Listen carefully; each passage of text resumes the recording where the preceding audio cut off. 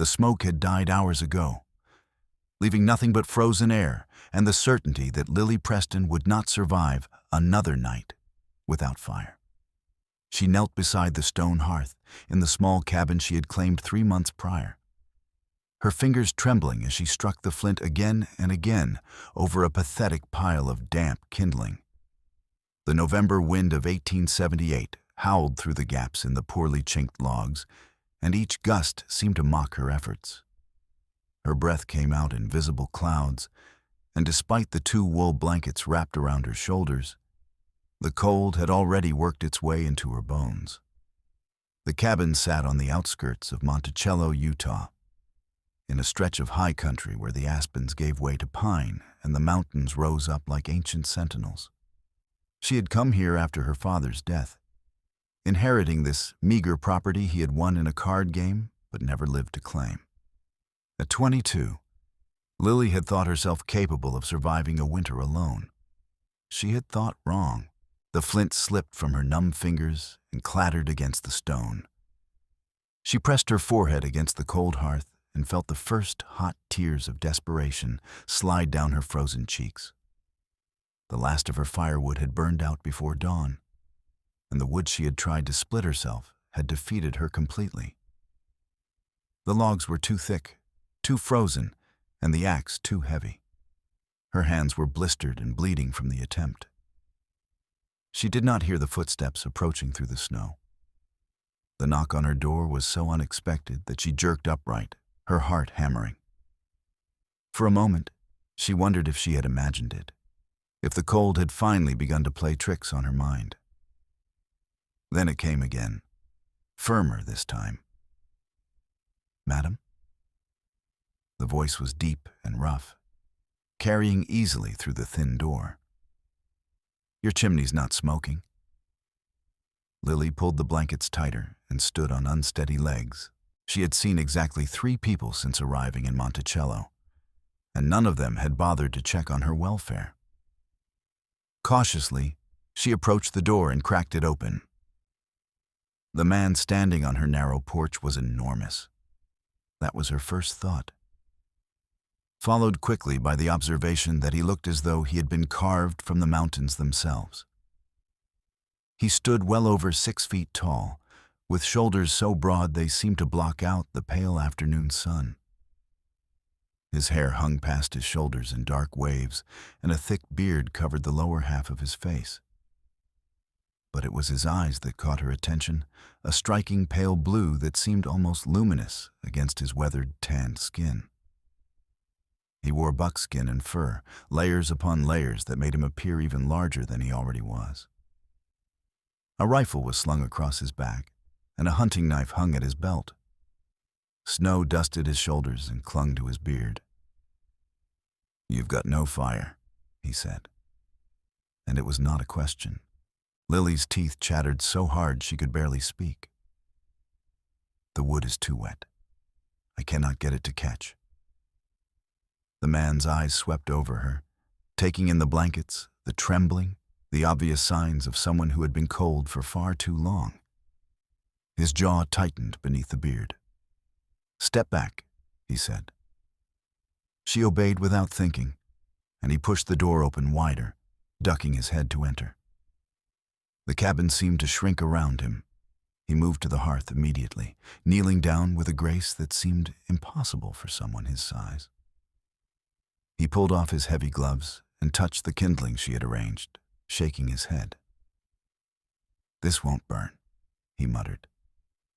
He reached into a pouch at his belt and pulled out a handful of what looked like dried moss and some kind of fibrous material. Within seconds, he had cleared away her failed attempt and constructed something new. From another pouch, he produced a piece of char cloth, and when he struck his own flint, sparks caught immediately. Lily watched, mesmerized, as he coaxed the tiny ember into flame. He fed it carefully, adding small twigs that he pulled from inside his coat where they had stayed dry. The flame grew, and he began adding larger pieces, building the fire with the focused attention of someone who had done this 1,000 times. Within minutes, Actual heat began to radiate from the hearth. Lily let out a small, involuntary sound, something between a sob and a sigh of relief. She moved closer, holding her hands toward the warmth, and the man shifted to give her better access. "When did it go out?" he asked. "Before dawn," she admitted. "I have been trying all day." He turned to look at her fully for the first time, and she saw concern flicker across his rugged features.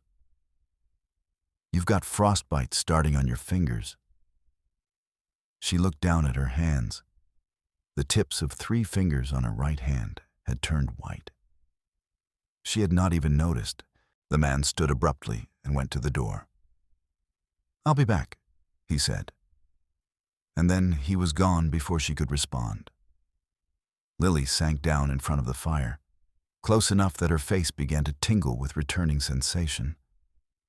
She should have been frightened, she supposed, having a strange mountain man come into her cabin uninvited. But fear seemed a distant concern compared to the immediate reality of warmth. She lost track of time, existing only in the small bubble of heat the fire created. The sound of the door opening again made her turn. The man had returned, and this time he carried an armload of wood that should have required 2 trips. He dumped it beside the hearth and then went out again. He made 4 more trips.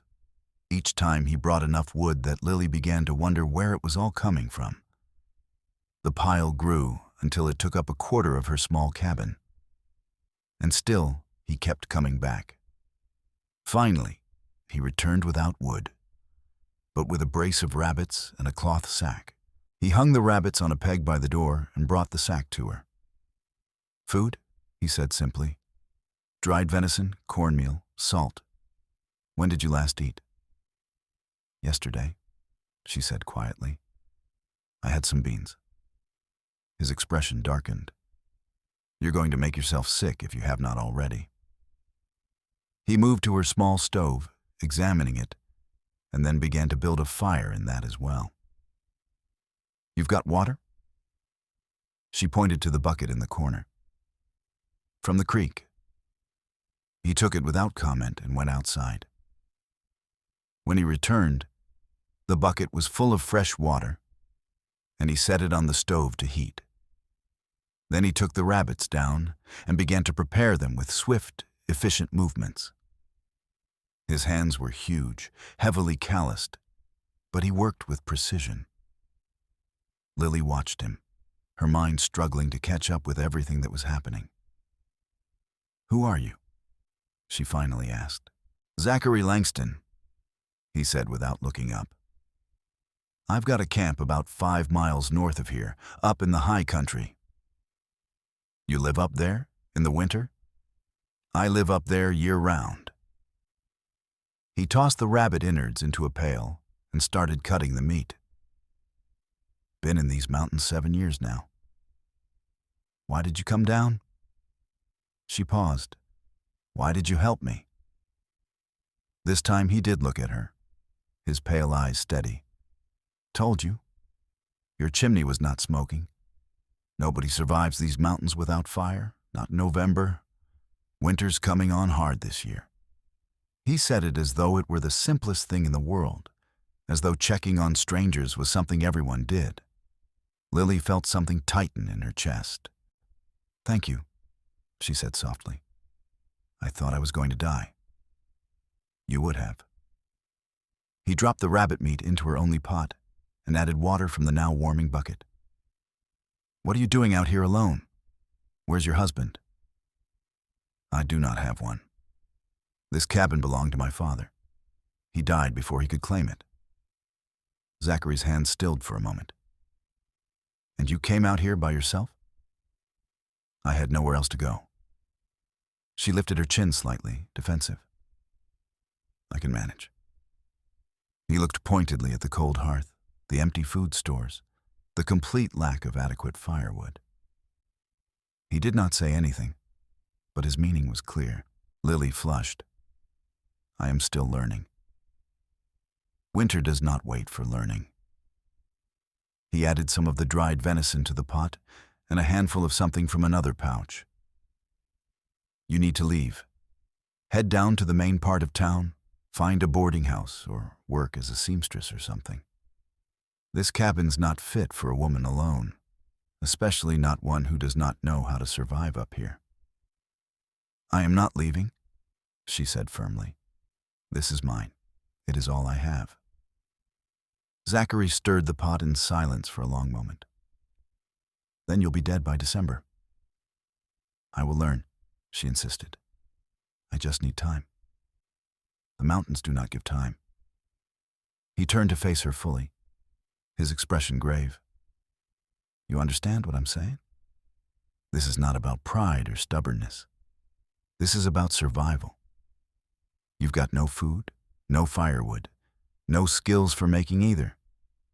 Even if you make it through this cold snap, what happens when the real snows come? When you're snowed in for weeks at a time? Lily's throat tightened. I will figure it out. You will die. His voice was hard now, cutting. And nobody will find you until spring. And by then, there won't be enough left to bury. Tears burned behind her eyes, but she refused to let them fall. I have nowhere else to go, she repeated, and this time her voice broke on the words. Do you understand? Nowhere. My father is dead. My mother died when I was 12. I have no siblings, no aunts or uncles who will claim me. I worked as a maid in Denver until my employer decided he wanted more than cleaning from me. And when I refused, he threw me out with nothing but the clothes I was wearing. This cabin is the only thing in the world that belongs to me. If I leave it, I have nothing. The silence that followed was heavy. The pot bubbled softly on the stove, and the fire crackled in the hearth. Zachary's jaw worked beneath his beard, his eyes never leaving her face. Please, she whispered. I cannot leave. He exhaled slowly through his nose, and she saw the moment his resolve shifted. Damn fool thing, he muttered. Though whether he was speaking to her or himself, she could not tell. He turned back to the pot. This needs to cook. I'm going to split more wood. More? But you have already brought so much. Not enough. Not near enough. He grabbed the axe from where it leaned against the wall near the door, testing its weight and balance. He frowned. This blade's dull. You've got a whetstone? She shook her head. Of course you don't. He headed for the door. Eat when the stew's ready, all of it. You're too thin. And then he was gone again, leaving Lily alone with her thoughts and the slowly warming cabin. She listened to the sound of the axe striking wood, a rhythmic, steady crack that seemed to echo through the mountains. She moved closer to the stove, breathing in the smell of cooking meat, and felt the knot of fear in her chest begin to loosen slightly. She did not know this Zachary Langston, did not know why he had decided to help her. But in this moment, he was the difference between life and death. The stew finished cooking, and she ladled out a portion in her single bowl. The first bite was so good, she nearly wept. The second and third went down just as eagerly. She had not realized how hungry she was, how much the cold and stress had worn her down. She ate until the pot was empty, soaking up the last of the broth with a piece of stale bread she had been rationing. The chopping continued outside, never stopping, never slowing. She moved to the window and looked out. Through the frost-covered glass, she could see him in the clearing beside her cabin. He had removed his heavy coat, despite the cold, and worked in just his buckskin shirt. Even from a distance, she could see the play of muscles in his shoulders and arms as he swung the axe. He moved with a powerful, efficient rhythm, splitting logs with strikes that seemed to take minimal effort. He was, she realized with some surprise, probably the most masculine man she had ever seen. there was nothing soft about him, nothing civilized in the way she had understood civilization. He belonged to the wilderness in a way that seemed almost primal. The sun was beginning to set when he finally stopped. The pile of split wood beside the cabin had grown enormous, and he began to stack it against the outer wall under the narrow overhang. When he came back inside, his face was flushed from exertion, and snow had begun to fall again, catching in his hair. "That'll get you through a couple of weeks if you're careful," he said, going to the bucket to drink. "But you need more. A lot more." "I do not understand," Lily said. "You have already done so much." "Winter here lasts 5 months," he said bluntly. "You need enough wood to keep a fire going 24 hours a day for 5 months. What I've split is barely a dent in what you'll need." The enormity of it hit her like a physical blow. "I cannot afford to pay someone to do that work." "I'm not asking for pay." He wiped his mouth with the back of his hand. "I'll come back tomorrow, and the day after. I'll split enough wood to last you through the winter." She stared at him. "Why would you do that?" "Because if I don't, you'll die." He said it simply, as though the logic were inescapable. "And I'm not going to have that on my conscience. You do not even know me. Don't need to." He picked up his coat and shrugged it on. "I'll bring more food tomorrow, too. And I'll teach you how to build a proper fire, how to keep it going, how to make it last. If you're going to insist on staying here, you need to learn how to survive. I cannot ask you to do all of that." "You're not asking. I'm telling you what's going to happen." He moved toward the door, then paused. "Keep that fire going tonight. Don't let it die out. There's enough wood inside now to last until morning if you're smart about it. I'll bring more tomorrow. Mr. Langston." "Zach," he said. "Just Zach." "Zach," she repeated, tasting the name. "I am Lily Preston." He nodded once, a brief acknowledgement, and then he was gone into the growing darkness. Lily stood in the warm cabin, listening to his footsteps fade into the snow, and wondered what kind of man walked away from his own life to save a stranger's. Zach returned at dawn, just as he had promised. Lily had spent the night feeding the fire carefully, terrified to let it die again, and she had managed to keep it going. She felt a small surge of pride when he entered and saw the flame still dancing in the hearth. "Good," was all he said. But the approval in his voice made something warm bloom in her chest. He had brought more food, a large haunch of venison wrapped in cloth, along with dried beans, more cornmeal, and a precious cone of sugar. He also carried a whetstone and a second axe, this one larger and clearly his own. "Going to sharpen yours," he said, settling down on the floor near the hearth. "Then I'll get back to splitting wood. You watch what I do with the fire. There's a technique to making it burn slower, making the wood last longer." She sat beside him, and he began to show her how to bank a fire, how to arrange the logs so they would burn through the night without constant tending. His hands moved with practiced ease, and she found herself watching not just what he did, but the way he did it, the confidence, the complete lack of wasted motion. "You said you have been in these mountains for 7 years?" she said as he adjusted a log. "What brought you here?" His expression closed slightly. "Needed to get away from people. That is a long time to be alone. I'm not alone. I've got the mountains, the animals, the sky. That's enough. No family. Not anymore." His tone made it clear the subject was not open for discussion. "Watch this. See how I'm positioning this piece? It's going to burn from the top down, slow and steady. That's what you want overnight." She watched, committing every detail to memory. When he finished with the fire lesson, he took her dull axe and the whetstone outside. She followed, wrapping herself in all the blankets she owned, and watched as he sat on a stump and began to sharpen the blade with long, practiced strokes. "Where did you learn all of this?" she asked. "My father taught me some. The rest I learned from necessity." He tested the blade with his thumb. "Spent 2 years trapping up north before I came here. You learn quick when your life depends on it."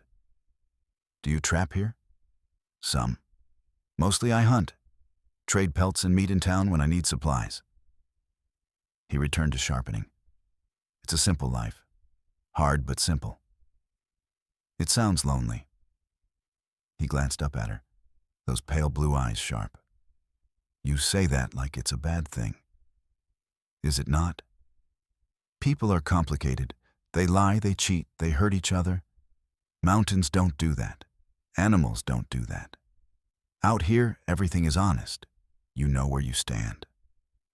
There was a bitterness in his words that spoke of old wounds. Lily wanted to ask more, to understand what had driven this man into isolation, but she sensed it was too soon. Instead, she said, "I am grateful you decided to come down from your mountain, even if you prefer it to people." Something flickered across his face, too quick to read. "Yeah, well, fire needs tending everywhere." He stood and handed her the newly sharpened axe. "There, that'll cut proper now. Not that you should be out here trying to split logs. This wood's half frozen and stubborn as hell." He picked up his own axe and moved to the wood pile. Lily watched him work, mesmerized despite the cold. Each swing of the axe was perfectly controlled, the blade striking exactly where he intended, splitting even the most stubborn logs with apparent ease. His breath came out in clouds, and after a while, he shrugged out of his coat again. The muscles in his back and shoulders were clearly visible beneath the buckskin, flexing and bunching with each movement. He was built like a man who had spent his entire life doing hard physical labor, and there was something almost hypnotic about watching him work. "You can go inside?" he called without turning around. "No need for you to freeze out here." "I want to learn," she said. "I want to see how you do it." He paused and looked back at her. "You planning to split your own wood next winter?" "If I have to." He studied her for a long moment, and then a small smile tugged at one corner of his mouth beneath the beard. It was the first time she'd seen him smile, and it transformed his face, making him look younger and less severe. "All right then," he said. "Come here." She approached, and he handed her the axe. It was heavier than she expected, and she nearly dropped it. He steadied her grip, his large hands covering hers, and she felt the warmth of him even through her gloves. "First thing, you're not going to be splitting anything in weather like this," he said. "Wood's too hard when it's frozen. But come spring, when you need to start building up your stock for next winter, you need to know the basics." He positioned her in front of a log he had already split halfway. "See that crack? That's where you aim. Don't try to power through it. Let the weight of the axe do the work. Lift, aim, let it fall." She tried, but the axe barely bit into the wood. Zach moved behind her, his chest against her back, and covered her hands again with his own. "Feel that?" he said, and his voice was close to her ear. "You're fighting it. Relax. Trust the tool." He guided her through the motion, slow and controlled, and this time the axe sank deeper. The log split with a satisfying crack, and she let out a surprised laugh. "I did it." "I did most of it," he corrected, but there was amusement in his tone. "But it's a start. You've got the general idea." He stepped back, and she immediately missed the warmth of him. She tried again on her own, and while the results were not as dramatic, she did manage to split the piece eventually. "You'll get stronger," Zach said. "It's all about practice and building up the right muscles. But like I said, Don't try this alone in winter. Too dangerous. They worked together for the rest of the morning, him splitting wood in a steady rhythm while she watched and asked questions. He explained how to identify good firewood, how to season it properly, how to stack it so air could circulate and keep it dry. He talked about the different types of trees in the area, which burned hot and which burned slow, which were good for cooking and which for heating. "You know so much," she said at one point. "I feel like I know nothing." "You're a city girl," he said without judgment. "You weren't raised for this, but you're smart enough to learn, and you're willing to try. That counts for something." At midday, they went inside, and Lily prepared a simple meal with the supplies he had brought. She was acutely aware of how small the cabin was with both of them in it, how his presence seemed to fill every corner. He sat on the floor near the hearth, and she gave him the only chair, but he refused it. "Floor's fine," he said. "I'm used to it." They ate in companionable silence, and then he went back outside to continue splitting wood. The pile grew steadily larger, and Lily did her best to help by stacking the split pieces where he directed. Her hands ached and her back protested, but she refused to stop. If he could work tirelessly in the cold, the least she could do was assist. The afternoon sun was beginning to sink toward the mountains when Zach finally stopped. He surveyed the enormous pile of wood with a critical eye. "That's about half," he said. "Half?" Lily looked at the mountain of split logs. "That is only half?" "You need a lot to make it through winter," he reminded her. "I'll come back tomorrow and the next day. We'll get you set up proper." "Zach, this is too much. I cannot let you spend all your time on this." "What else do I have to do?" He picked up his coat and pulled it on. "I laid in my own supplies weeks ago. My camp is secure. I've got nothing but time until spring." "But surely you have your own life to live. You should not have to take care of me." He turned to face her, his expression serious. "Lily, I meant what I said. If I don't do this, you'll die. Maybe you think I'm exaggerating. Maybe you think you'll figure something out. But I've seen what these mountains do to people who are unprepared. I've found bodies in the spring prospectors, settlers, people who thought they could handle it." His voice dropped. "I'm not finding yours. So either you accept my help, or you pack up and head down to town. Those are your choices." She swallowed hard. "I accept your help, and I am more grateful than I can say." He nodded once. "Good. Now I need to check something. Do you have proper clothing for winter? Heavy coat, good boots?" She thought of her threadbare wool coat and the thin boots that were already developing holes. "I have what I am wearing." His jaw tightened. "That's what I thought. All right. Tomorrow I'll bring some things. I've got extra furs and leather. They'll be too big, but we can make them work." "Zach, you have already given me so much." "Do you want to lose your toes to frostbite?" he interrupted. "Because that's what'll happen if you keep wearing those boots. I've seen it before. Seen a man lose his whole foot because he was too proud to accept help." The image was vivid enough to make her stomach turn.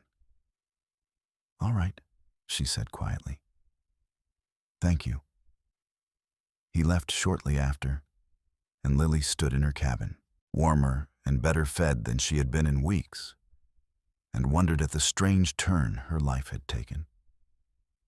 2 days ago, she had been certain she would die alone in this cold, forgotten place. Now, a mountain man who barely knew her was single-handedly ensuring her survival. She did not understand it, but she was grateful beyond words. Zach returned every day for the next 2 weeks. Each day he brought something new, more food, the promised furs and leather, a proper winter coat made from bearskin, that was indeed far too large, but warmer than anything she had ever owned. He brought her boots lined with rabbit fur, thick wool socks, gloves that actually kept her fingers warm.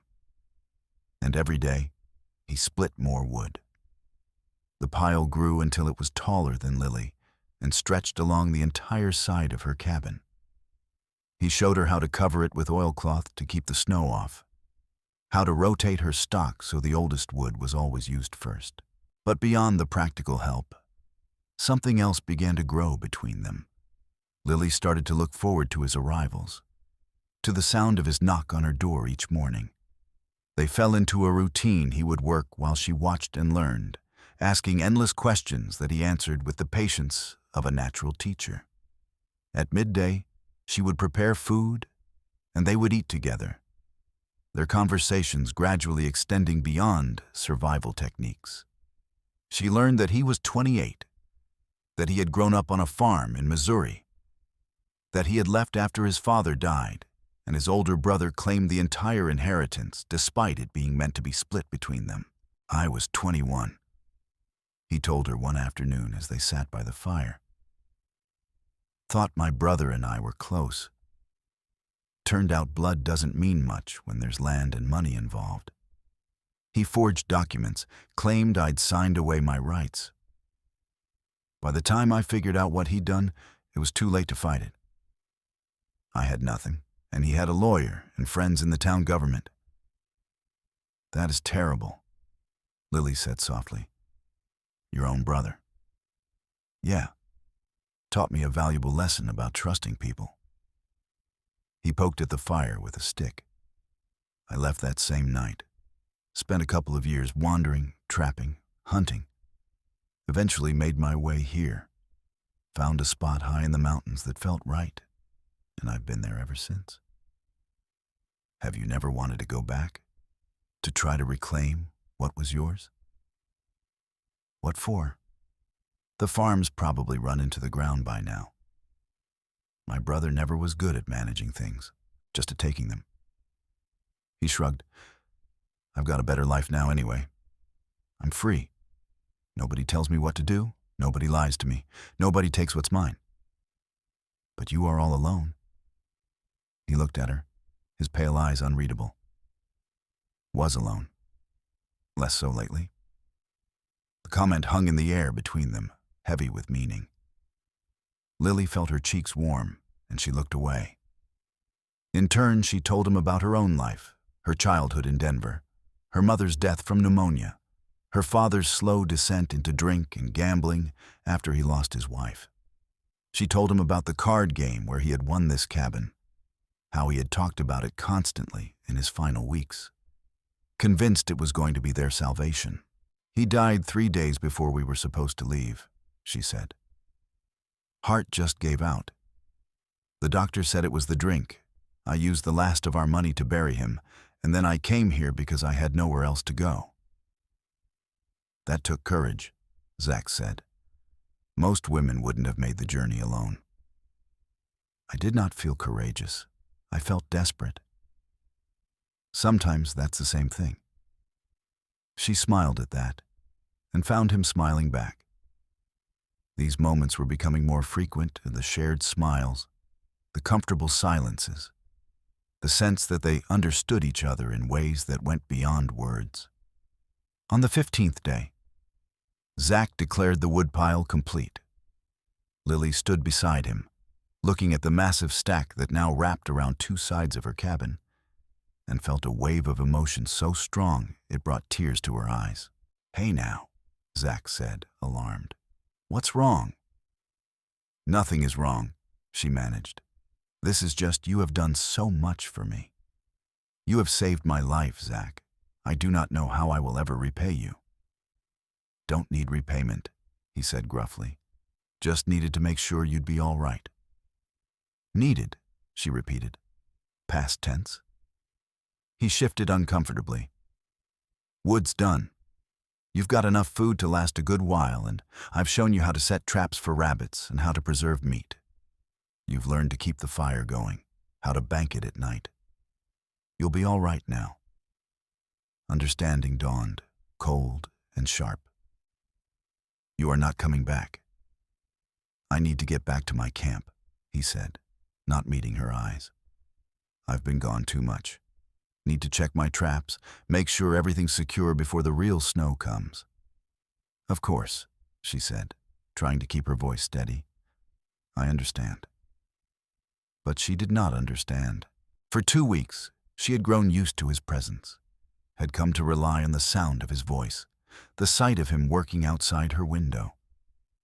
The cabin would feel empty without him. She would feel empty without him. "Lily," he said. And the way he said her name made her look up. His expression was conflicted, almost pained. "I can't. This has to be enough. I've made sure you'll survive the winter. That's all I can do." "Is it?" The words came out before she could stop them. "Or are you running away?" His eyes flashed. "I'm not running. I'm going home. To your lonely camp in the mountains, where you do not have to risk letting anyone close." "You don't know what you're talking about." "Don't I?" She took a step toward him. "You told me you came down because you could not stand the thought of someone dying. But I think there is more to it than that.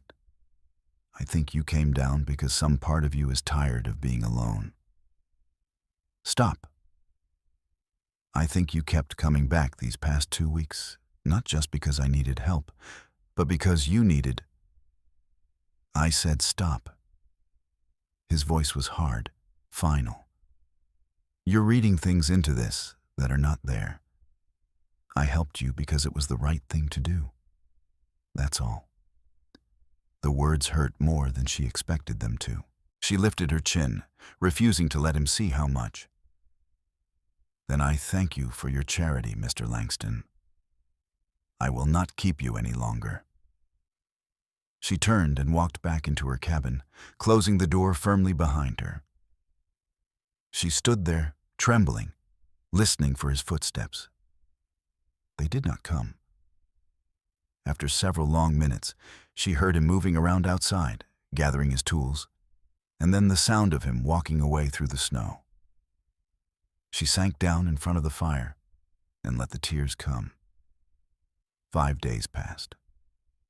The snow fell steadily, and the temperature dropped until Lily could see her breath even inside the cabin despite the fire. She kept herself busy, practicing everything Zach had taught her, checking the rabbit snares he had helped her set, rationing her food carefully. She told herself she was fine, that she did not need him, that she had been foolish to read anything more into his help than simple human decency. But the cabin felt too quiet. The days felt too long, and at night, alone in the darkness with only the fire for company, she admitted to herself that she missed him, with an intensity that frightened her. She was checking her snares on the 6th day when she heard it, a low, rumbling sound that seemed to come from everywhere at once. She froze, her heart leaping into her throat. She had heard miners in town talking about avalanches, about how they sounded like thunder in the mountains. The rumbling grew louder, and then through the trees, she saw it, a wall of snow sliding down the mountainside, taking trees and rocks with it. It was still distant, but moving fast, and it was headed in the general direction of where Zach had said his camp was located. She ran back to the cabin, her mind racing. He could be fine. His camp might be nowhere near the avalanche. But what if it was not? What if he was hurt or trapped or worse? She could not just sit here and do nothing. Moving quickly, she packed a bag with supplies, food, water, dry kindling, bandages. She strapped on snowshoes that Zach had made for her, pulled on the heavy bearskin coat, and set out into the snow. She had paid attention when he talked about his camp, had memorized the landmarks he mentioned. 5 miles north, he had said, up in the high country past the lightning-struck pine and the frozen waterfall. She had never gone more than a 1/4 mile from her cabin, but she refused to let fear stop her. The journey was brutal. The snow was deep, the cold was savage, and the landscape seemed to actively resist her progress. But she pushed on, following what she hoped was the right direction, watching for the landmarks Zach had described. It took her 3 hours to reach the lightning-struck pine, a massive tree split down the middle and blackened by fire. From there, she climbed higher, her legs burning with effort. The frozen waterfall was exactly where he had said it would be. A beautiful cascade of ice that caught the weak sunlight and threw it back in prismatic colors. His camp was just beyond it, tucked into a sheltered area beneath an outcropping of rock. She saw the structure he had built, half cave, half cabin, ingeniously constructed to blend into the mountain itself. Smoke rose from a well-hidden chimney. Relief flooded through her. He was alive. The avalanche had not reached him. But now that she was here, she did not know what to do. He had made it clear he did not want her company. She had come all this way to check on him, and he was fine. She should turn around and go back. She was still standing there, frozen with indecision, when the door to his shelter opened and Zach emerged. He stopped dead when he saw her, his eyes going wide. "Lily?" He crossed the distance between them in seconds. "What the hell are you doing here? Are you all right? Did something happen?" "The avalanche," she gasped out, suddenly aware of how hard her heart was pounding, how exhausted she was. "I heard it, and I thought I was afraid it had hit your camp. You came up here because you thought I might be hurt." His hands gripped her shoulders. "Lily, that's 5 miles of rough terrain in the snow. You could have died. So could you." He stared at her, and she saw a dozen emotions flicker across his face. Then, without warning, he pulled her into his arms, holding her so tightly she could barely breathe. "You damn fool woman," he said into her hair. "What am I going to do with you?" She wrapped her arms around him, pressing her face against his chest. Even through the layers of fur and leather, she could feel the solid warmth of him, the steady beat of his heart. "I had to make sure you were safe," she whispered. "I could not stand the thought of something happening to you." He pulled back just enough to look down at her, his pale eyes intense. "Why? You know why. Say it." Her breath caught. "Because I care about you, Zach. Because these past 2 weeks have been the best of my life, even though I was learning to split wood and set rabbit traps. Because when you left, it felt like you took all the warmth with you." His hand came up to cup her face, his thumb brushing across her cheekbone. "I stayed away because I was trying to do the right thing," he said roughly. "You're young. You're beautiful. You deserve better than a man who lives in a cave in the mountains. I thought if I left, you'd forget about me, and eventually you'd find your way to town. Find a proper man with a proper life." "I do not want a proper man," she said fiercely. "I want you." He closed his eyes, a shudder running through him. "Lily." "You told me the mountains are honest," she interrupted. "So be honest with me now. Tell me you do not feel anything for me. Tell me these past 2 weeks meant nothing to you. Tell me you have not been thinking about me, missing me, the same way I have been missing you." "I can't," he admitted, his voice barely above a whisper. "I can't tell you that because it wouldn't be true." "Then why did you leave?" "Because I'm afraid." The confession seemed torn from him. "I've been alone for 7 years, Lily. I built a life where I don't need anyone, where no one can hurt me. And then you showed up, freezing to death in that cabin. And I told myself I was just helping you survive. But every day I came back, it got harder to leave. Every time you smiled at me, every time you laughed at something I said, I felt something crack inside me, something I thought was sealed up for good. Maybe it should crack, she said softly. Maybe you have been alone long enough. He laughed, a broken sound.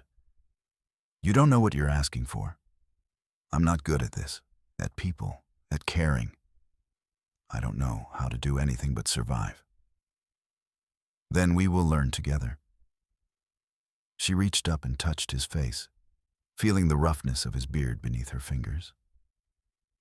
I don't know how to survive in these mountains, and you do not know how to let someone care about you. We will teach each other. He looked at her for a long moment, and then his hand slid into her hair and he lowered his mouth to hers. The kiss was everything desperate and tender, rough and gentle, filled with 2 weeks of longing and loneliness. She kissed him back with everything she had, pressing closer, and felt him groan against her mouth. His arms came around her, lifting her off her feet, and she wrapped herself around him, never wanting to let go. When they finally broke apart, both breathing hard, he pressed his forehead to hers. Stay, he whispered. Just for tonight. It's too late for you to go back now, and the way is too dangerous in the dark. Stay, and we'll figure out the rest in the morning. Yes, she said. Yes. He carried her inside his shelter, and she got her first real look at how he had been living. It was surprisingly comfortable, furs piled for warmth, a well-maintained fire, shelves carved into the rock walls holding supplies and tools. Everything was neat, organized, functional. A man's space, but not without a certain rough beauty. He set her down gently and moved to build up the fire. You must be exhausted. That's a hell of a climb, especially in snow. I am all right. She removed her coat and the snowshoes, then moved to sit near the fire. Your home is amazing. You built all of this yourself? Over time. He hung a pot of water over the fire. Started with just the cave, then added walls, a proper chimney, storage. It's been a work in progress for 7 years. It must have been lonely. I told myself it was not. He settled down beside her, close enough that their shoulders touched. I told myself I was better off alone, that I did not need anyone. And then you came into my life and made me a liar. She leaned against him, resting her head on his shoulder. I'm glad I did. They sat in comfortable silence, watching the fire, and Lily felt a peace settle over her that she had not known she was missing. This felt right in a way nothing else ever had. Being here with him, in his mountain sanctuary, felt like coming home. Eventually, Zach prepared a meal, and they ate together. He asked about her journey up the mountain, scolding her gently for taking such a risk. But she could see the warmth in his eyes, the gratitude that she had cared enough to come. The avalanche did not come near here, he told her. It was on the eastern slope, at least 2 miles away. I heard it, but I knew I was safe. I did not know that, she said. All I knew was that it sounded huge, and you were up here somewhere, and I could not just sit there wondering. He reached across and took her hand, threading his fingers through hers. No one's ever done anything like that for me before. Cared enough to risk themselves. Well, get used to it, she said. Because I plan on continuing to care about you, Zachary Langston, whether you like it or not. I'm starting to think I might like it quite a bit. As the night deepened and the temperature dropped, Zach banked the fire and spread out furs for sleeping. Lily felt a flutter of nervousness, but he seemed to sense it. You take the furs, he said. I'll sleep over here by the fire. Don't be ridiculous. It is freezing. We can share the furs. We are both adults.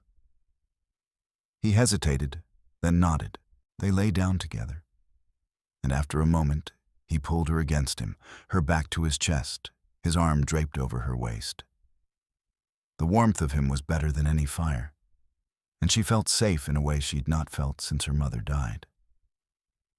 "Zach," she whispered into the darkness. "Yeah? What happens in the morning?" "I don't know," he admitted, "but we'll figure it out. Together." She smiled and let herself drift off to sleep, warm and safe in the arms of her mountain man. Morning brought clarity. They woke tangled together, and for a moment, Lily simply lay there, feeling the rise and fall of Zach's breathing, the solid strength of him beside her. Then his eyes opened, those pale blue eyes that never failed to make her heart skip, and he smiled. "Morning," he said, his voice rough with sleep. "Good morning." They lay there, neither wanting to move, until finally, Zach sighed. "We should talk." "I know." They got up and he prepared a simple breakfast while she tidied the furs. The domesticity of it made her ache with longing. She wanted this, she realized. Not just him, but the simple routine of sharing a life with someone she cared about. "I've been thinking," Zach said as they ate. "Your cabin's not big enough for the winter. It's poorly built, the chinking is bad, and it's going to be miserable when the real cold sets in." Her heart sank. "Are you going to tell me again that I should leave?" "No. I'm going to suggest you move up here, with me." She nearly dropped her food. "What?" "This place is bigger, better insulated, and I've got years of supplies stored. There's room for two, if we're smart about it. And..." He stopped, looking almost nervous. "And I don't want you down there alone. I want you here, where I can keep you safe." "Zach, that is, are you sure? You said yourself you have been alone for 7 years, having someone else in your space all the time." "I want you in my space," he interrupted. "I want to wake up and see you. I want to share meals with you, teach you everything I know about these mountains, listen to you talk about your dreams. I want..." He stopped, swallowing hard. "I want a life with you. Lily, if you'll have me." She launched herself at him, nearly knocking them both over, kissing him with all the joy bursting through her. "Yes," she said between kisses. "Yes, yes, yes." He caught her, laughing, holding her tight. "You're sure? Because this is a hard life up here. It's not like living in town or even your cabin. We'll be snowed in for weeks at a time. It'll be just us in the mountains." "That sounds perfect," she said honestly. "I never fit in town. I never felt like I belonged anywhere. But here with you, I feel like I am exactly where I am supposed to be." He kissed her again, long and deep, and she felt the last of his walls crumble. When they finally broke apart, he rested his forehead against hers. "We should go get your things from the cabin," he said. "Bring up anything you want to keep. We can use the cabin for storage, keep the firewood there. It'll be useful to have an outpost lower down." They spent the next several days making the transition. Zach helped her carry up her meager possessions, her mother's quilt, her father's pocket watch, a few books she had treasured. He made space for them in his shelter, integrating her things with his. And with each item that found a place, Lily felt more at home. She learned the rhythms of his life, checking traps in the morning, hunting in the afternoon, preparing food and maintaining their shelter in the evening. He taught her to shoot his rifle, to skin game, to read the weather in the clouds and the behavior of animals. She proved an eager student, soaking up every piece of knowledge. But it was not all work.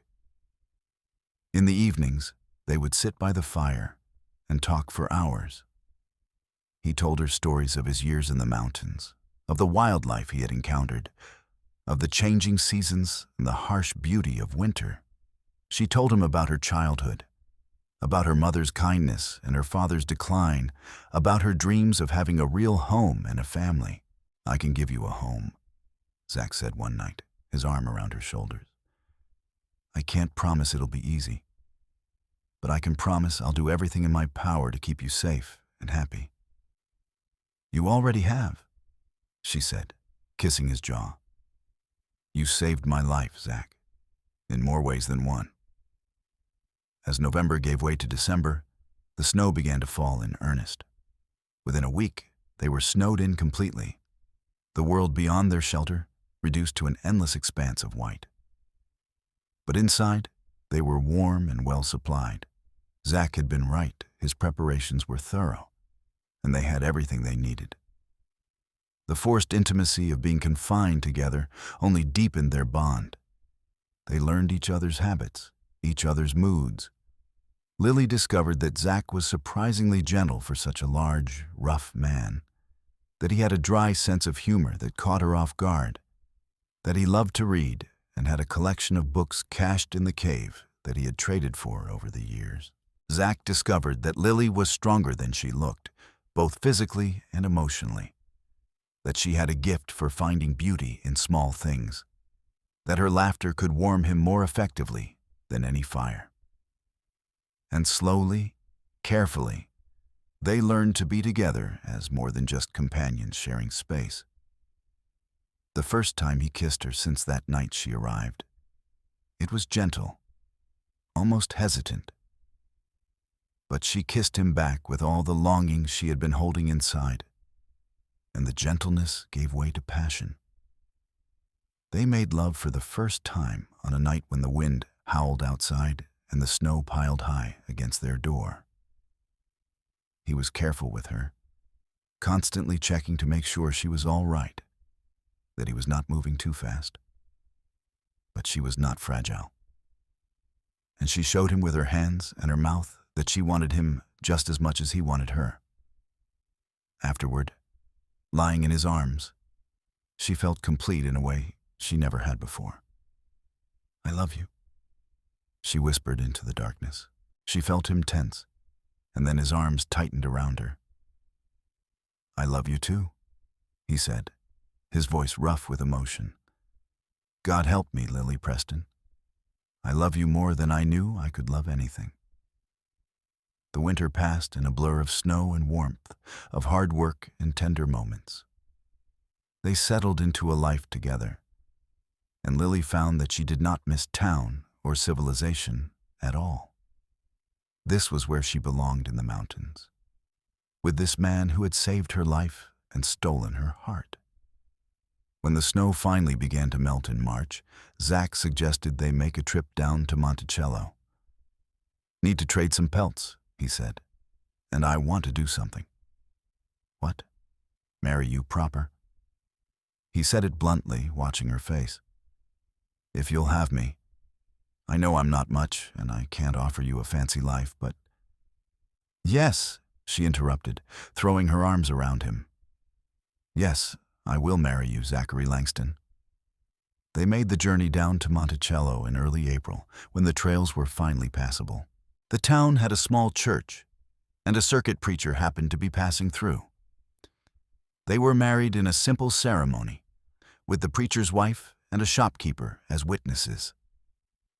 Lily wore a dress she had made from doeskin, decorated with beadwork Zach had helped her with. He wore his best buckskins, his hair and beard neatly trimmed. When the preacher pronounced them husband and wife, Zach kissed her so thoroughly that the preacher cleared his throat and the shopkeeper laughed. They spent one night in town, sleeping in a real bed at the boarding house. But both of them were eager to return to their mountain. Town felt too crowded, too noisy, too civilized. They belonged in the wilderness. The journey back up was slower, as Zach had traded for supplies that needed to be packed carefully. But they did not mind. They stopped frequently, just to look at the emerging wildflowers, to listen to the streams running full with snowmelt, to kiss and hold each other with the joy of newlyweds. Life settled into a new rhythm. Summer brought opportunities to expand their home. Zach built an addition to the shelter, creating a separate room for sleeping and giving them more space. They planted a small garden in a sheltered spot where the soil was good and Lily tended it carefully. She learned to hunt alongside him, to track game and read signs in the forest. She became proficient with the rifle, and her skill with setting snares improved until she was catching as many rabbits as he was.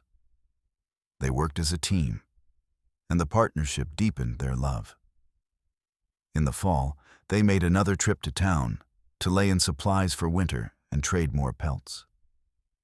While there, Lily felt the first stirrings of nausea that she tried to attribute to something she had eaten. But when the nausea continued and her monthly courses did not come, she knew. She waited until they were back in their mountain home to tell him. They were sitting by the fire after dinner, and she took his hand and placed it on her still flat stomach. "What?" he started, and then understanding dawned in his eyes.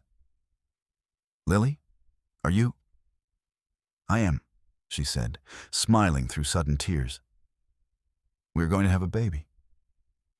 The look on his face was something she would remember forever, shock and wonder and joy all mixed together.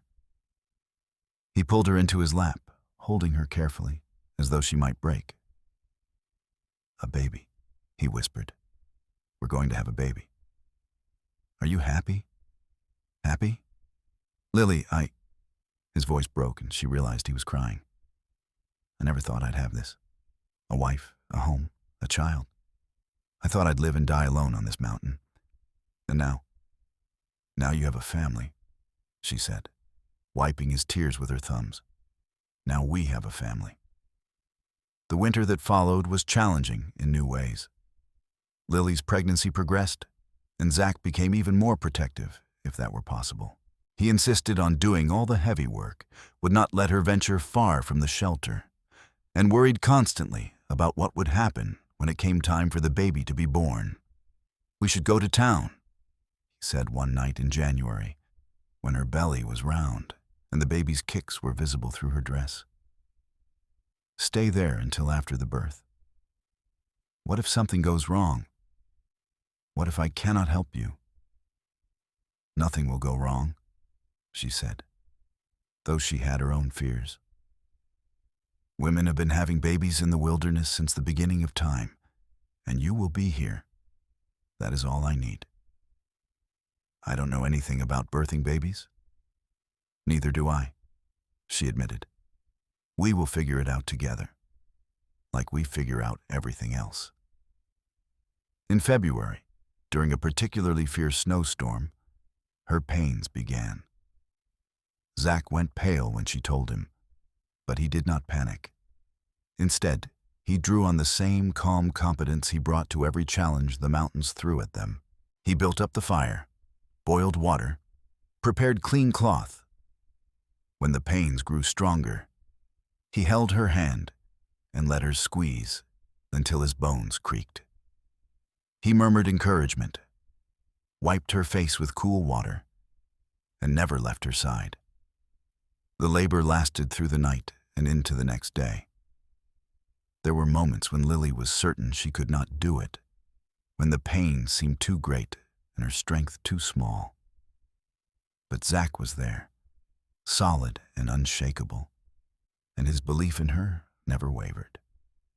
"You're the strongest person I know," he told her. "You climbed a mountain in winter to save me. You learned to survive in the wilderness. You can do this.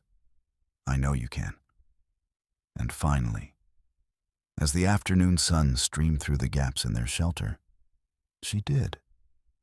The baby came into the world with a lusty cry, and Zach caught him with shaking hands. "A boy," he said, his voice full of awe. "We have a son." He placed the baby on Lily's chest, and she looked down at the tiny, perfect face and felt love so overwhelming it stole her breath. The baby had dark hair like Zach and was already showing signs of having his father's strong build. "Hello, little one," she whispered. "We have been waiting for you." Zach leaned down and kissed her forehead, then gently touched their son's head. "What should we name him?" They had discussed names throughout the winter, running through possibilities. But now, looking at this new life they had created together. The answer seemed obvious. "James," Lily said, "after my father. James Preston Langston." "James," Zach repeated, testing the name. "It's perfect. He's perfect." He looked at Lily, his eyes bright with tears. "You're perfect. Thank you. Thank you for giving me this."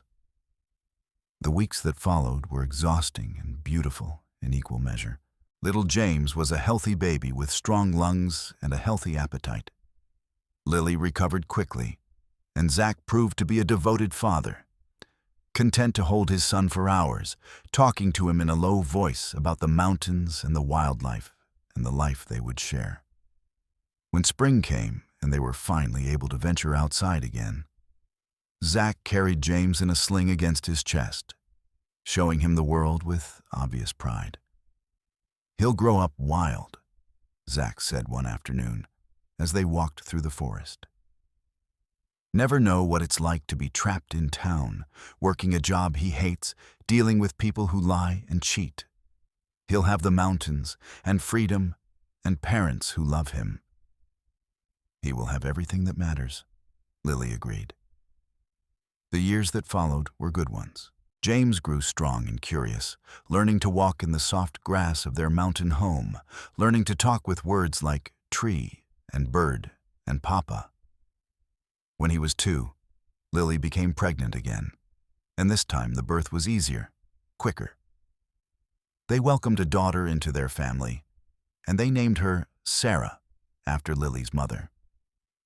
Zach proved to be just as gentle with his daughter as he was with his son, and Lily loved watching this huge, rough mountain man cradle his tiny daughter with infinite care.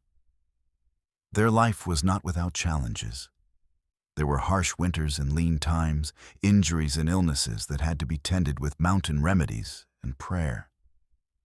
But they faced everything together, drawing strength from each other and from the land they had made their home. When James was 5 and Sarah was 3, Lily realized she was pregnant again. This time, the baby was another boy, and they named him Thomas.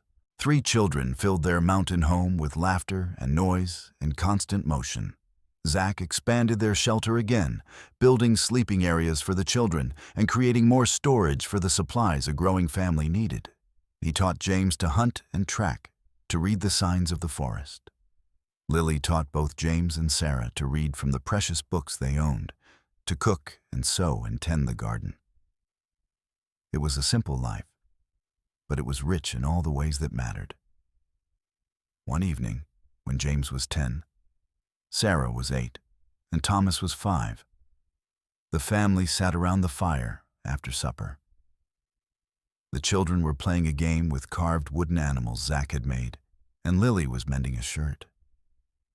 Zach sat beside her, his arm around her shoulders, watching their children with contentment. "Do you ever regret it?" Lily asked quietly. "Giving up your solitude for all of this chaos?" He turned to look at her, and the love in his eyes was as strong as it had been that first winter. "Not for a second. You gave me everything I never knew I needed: love, family, purpose. This is what I was meant for, Lily. Not hiding from the world, but building something real with you." She leaned against him, feeling the familiar comfort of his presence. "I was dying when you found me," she said. "Not just from the cold. I was dying from loneliness, from having no purpose, no place to belong. And then you built me a fire and split enough wood to last through the winter, and you saved me." "We saved each other," he corrected. "You reminded me what it means to be human, to care about someone more than yourself. You gave me a reason to come down from my mountain." "But you still love your mountain?" "I do. But now I get to share it with you and our children. That makes it even better." Sarah abandoned her game and climbed into Zach's lap, tucking herself against his chest. James continued playing. But he had moved closer to his parents, seeking their presence. Little Thomas had fallen asleep on a pile of furs, exhausted from a day of exploring with his older siblings. This, Lily thought, was everything. This simple evening, with her family around her, safe and warm and happy. She had come so close to losing it all, to dying alone in that frozen cabin. But fate had sent her a mountain man with kind eyes and a generous heart, and he had saved her life in every way that mattered. "I love you," she said, not for the first time and not for the last. "I love you too," Zach replied, pressing a kiss to her temple. "Always." As the fire crackled and the children's breathing grew soft with sleep, as the mountains stood silent and eternal outside their door, Lily closed her eyes and thanked whatever power had brought them together. She had found her home, her purpose, her heart's desire.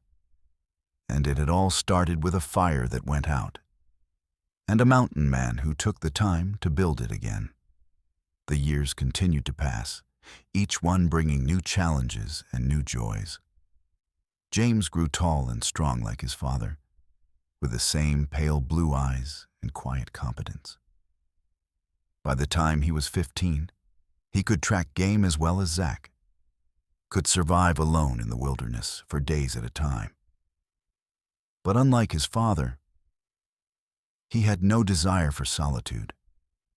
He was a social creature, and he often talked about wanting to see more of the world. "Let him go," Lily told Zach one night, when he worried about his eldest son's wanderlust. "You left home at his age, and look what you found.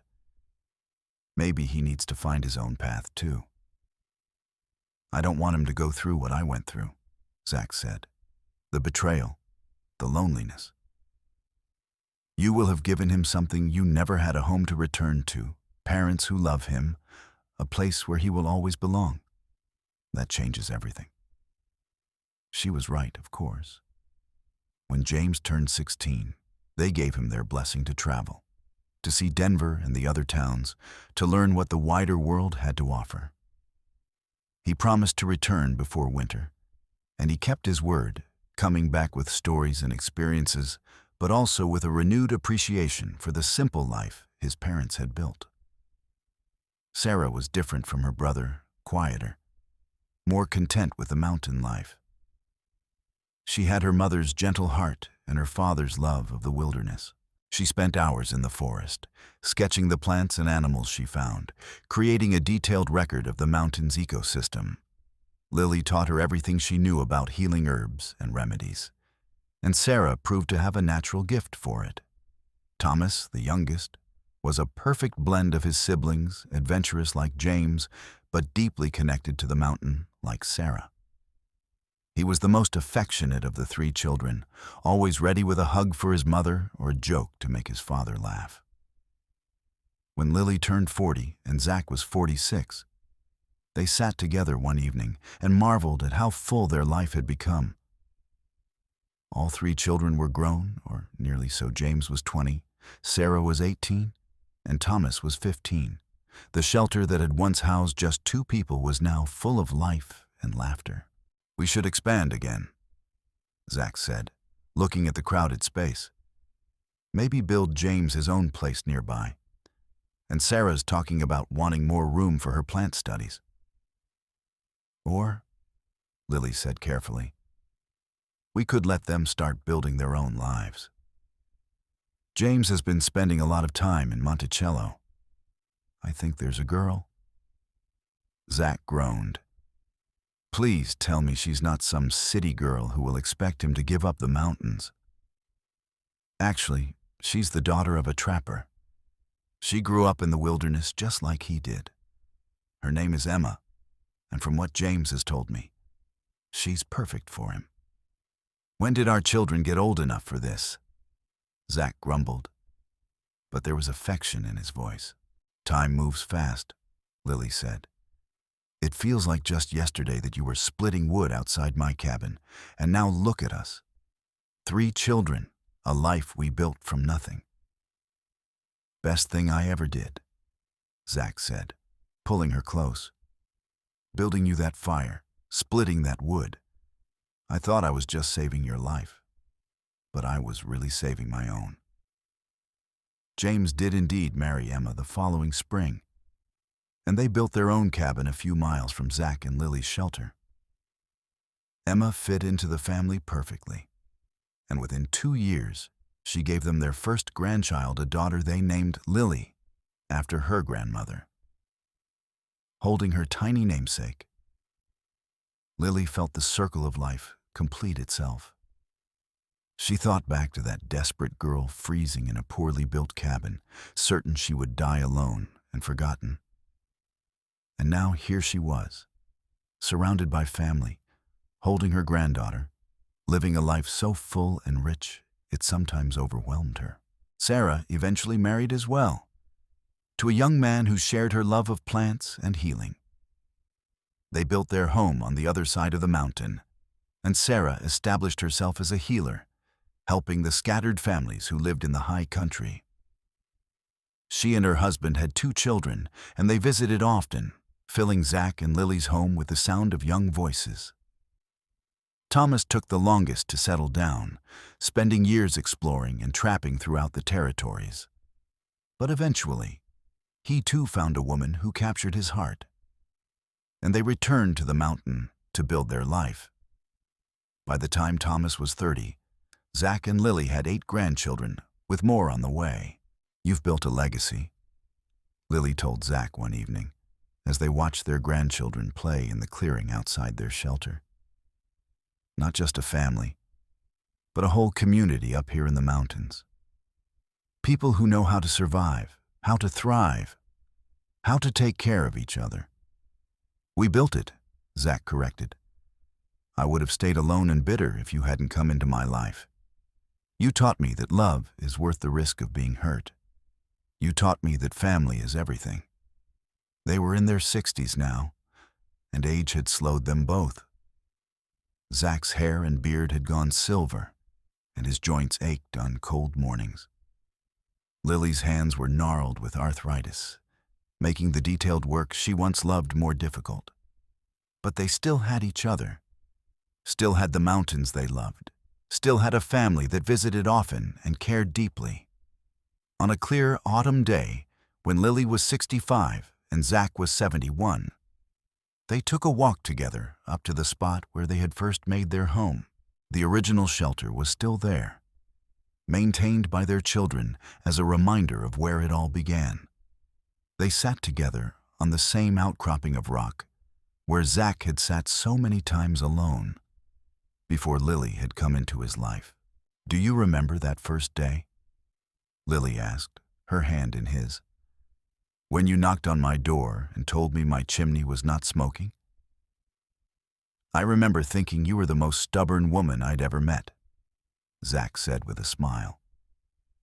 Insisting you could survive in that death trap of a cabin with no wood and no food and no idea what you were doing. And I remember thinking you were the most intimidating man I had ever seen, Lily replied. So big and rough, with those piercing blue eyes. I was terrified and relieved at the same time. I almost walked away, Zach admitted, after I got your fire going and brought you that first load of wood. I told myself I had done enough, that you were not my responsibility. But I could not stop thinking about you, alone in that cabin. I am glad you could not stop thinking about me, Lily said, leaning against his shoulder. I am glad you kept coming back. I am glad you loved me enough to teach me how to survive. I am glad you loved me enough to climb a mountain in winter when you thought I might be hurt, Zach countered. That's when I knew I could not let you go. That's when I knew I wanted to spend the rest of my life with you. They sat in comfortable silence, watching the sun sink toward the mountains, painting the sky in shades of gold and crimson. Below them, they could see the smoke rising from their children's homes, scattered across the mountain like a constellation. Their family, their legacy, their life's work. "It has been a good life," Lily said softly. "The best," Zach agreed. "And it all started with a fire that went out. And a mountain man who built it again," Lily finished, "and split enough wood to last through the winter." "More than one winter," Zach said. "Enough wood to last a lifetime." He pulled her closer, and they watched the sun set together. Two people who had found each other against all odds, who had built a life and a love that had endured through decades. The mountains stood eternal around them, silent witnesses to their story. A story of survival and love, of loneliness overcome and family found. As darkness fell and the stars began to emerge, they made their way back down to their shelter, walking slowly, supporting each other over the rough ground. Inside a fire waited always a fire, always warmth, always the comfort of home. That night, as they lay together in the darkness, Lily said one more time, "I love you, Zachary Langston." And Zach, as he had every night for more than 40 years, replied, "I love you too, Lily Langston, always." The fire crackled softly, the mountains stood guard, and in a small shelter high in the Utah wilderness, two hearts beat in perfect rhythm, united by a love that had been forged in the crucible of a harsh winter and tempered by decades of devotion. Their story was simple in the telling. A mountain man had built a woman of fire when hers went out, and had split enough wood to last through the winter. But in the living of it, their story had become something profound.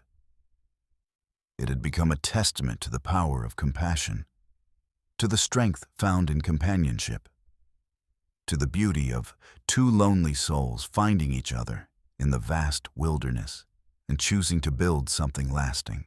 Years later, their grandchildren would tell the story to their own children, keeping alive the tale of how the Langston family came to live in the high country. They would talk about great-grandmother Lily, who had come to the mountains alone and desperate, and great-grandfather Zach, who had saved her life and found his own salvation in the process. They would describe how Zach had appeared at Lily's cabin on that freezing November day in 1878, how he had built her a fire when hers went out, how he had spent 2 weeks splitting enough wood to last through the winter.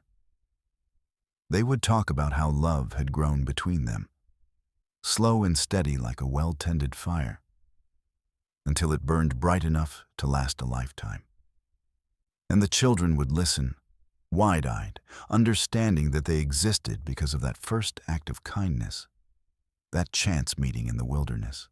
They would learn that family was built not just on blood, but on choice, the choice to help a stranger, the choice to risk your heart, the choice to build something lasting even when the world seemed cold and unforgiving.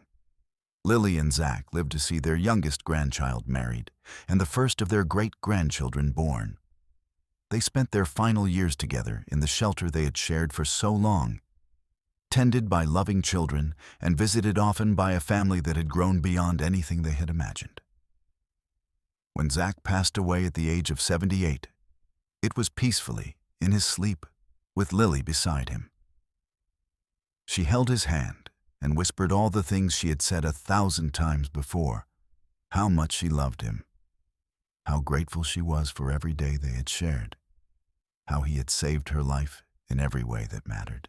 Lily lived another 3 years after Zach's death, long enough to ensure that their story was recorded, that their children and grandchildren knew every detail of how it all began. She spent her final days in the shelter, looking out at the mountains she had come to love, remembering the man who had taught her to survive and thrive in the wilderness. When she died, surrounded by family, her last words were about Zach, about the fire he had built for her, about the wood he had split to keep her warm through that first desperate winter. And then she closed her eyes and went to join him, wherever he was, confident that even in death, they would not be separated for long. They buried her beside him, high on the mountain they had loved, with a view of the aspens and the pine and the endless expanse of sky. Their grave was marked with a simple stone that read, Zachary and Lily Langston. He built her a fire. She gave him a home. Together, they built a legacy of love. And in the years that followed, the family they had created continued to thrive in the mountains. Their children's children and their children's children after that lived and loved and passed on the stories. The shelter where Zach and Lily had spent their life together became a family shrine, carefully maintained, visited by each new generation who wanted to feel connected to the roots of their family tree. The story of the mountain man who built a woman a fire when hers went out, who split enough wood to last through the winter, who ended up giving her his heart and his life, became legend in the high country of Utah. It was told around campfires and dinner tables, shared with newcomers and old-timers alike. It became a reminder that kindness matters, that love can be found in the most unexpected places, that sometimes the greatest adventures begin with a simple act of compassion. And somewhere, in the eternal mountains where Zach and Lily had built their life together, their spirits remained forever young, forever in love, forever grateful for a fire that went out and a mountain man who had the kindness to build it again. The wood he split lasted longer than any winter. It lasted through decades of storms and seasons, through children and grandchildren and great-grandchildren. It lasted through hardship and joy, through struggle and triumph. It became the foundation on which an entire family was built, the warmth that sustained them through the coldest nights. Because the wood was never just wood. It was love, given freely and without expectation. It was hope, offered to someone who had none. It was the beginning of something beautiful, something lasting, something that proved that even in the harsh and unforgiving wilderness, two people could find each other and build a life worth living. And that, in the end, was the true story of Zachary and Lily Langston, a love story written in firewood and split logs, in survival and sacrifice, in the simple choice to care for a stranger and the lifetime of devotion that followed. Their fire never went out. It still burns, passed down through generations, warming hearts and homes across the mountain. And it all started with a knock on a door, a mountain man's gruff voice saying, "Your chimney's not smoking," and the decision to do something about it. He built her a fire when hers went out. He split enough wood to last through the winter. And in doing so, he gave her everything: warmth, safety, love, and a life more beautiful than either of them had ever imagined possible. It was a simple act of kindness that changed two lives forever. And that truly was the greatest gift of all.